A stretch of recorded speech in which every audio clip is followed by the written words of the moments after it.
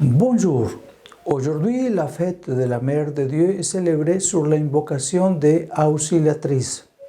Cette dévotion a été promue par Saint Jean Bosco et par tous les Salésiens et Salésiennes. Marie, Mère de Jésus, Dieu et véritable homme, a accompagné et accompagne l'Église, l'aidant dans les moments les plus difficiles de son histoire.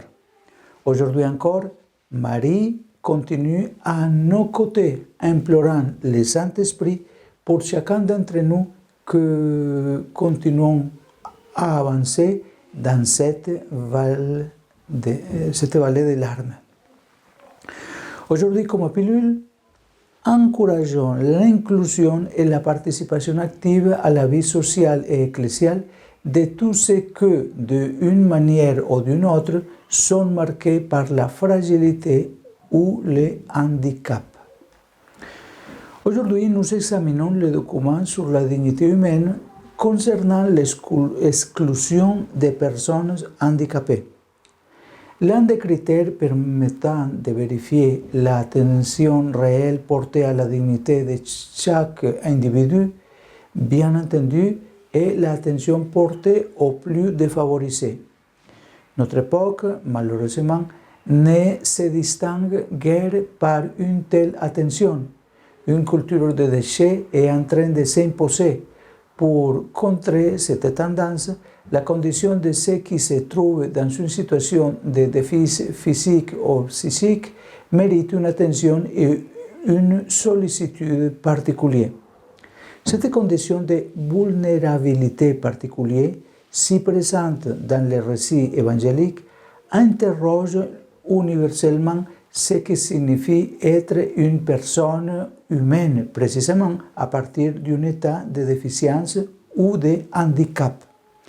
La question de l'imperfection humaine a également des implications évidentes d'un point de vue socioculturel, dans la mesure où, dans certaines cultures, les personnes handicapées souffrent parfois de marginalisation, voire d'oppression, étant traitées comme de véritables déchets.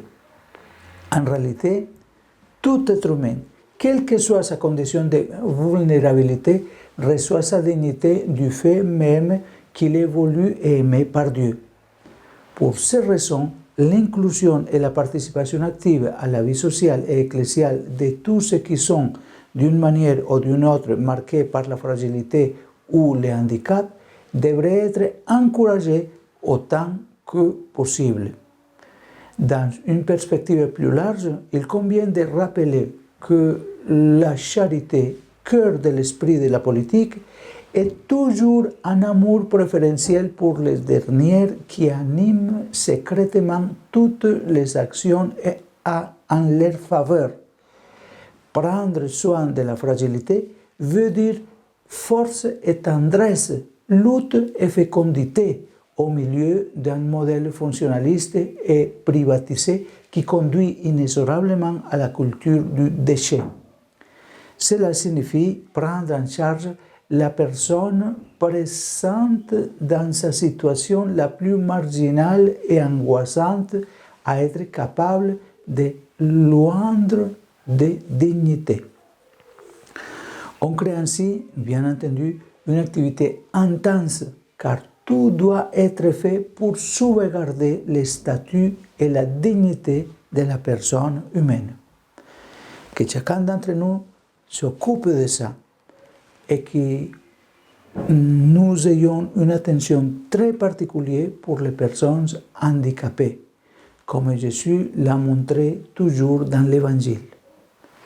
Que Dieu vous bénisse, vous protège et vous garde.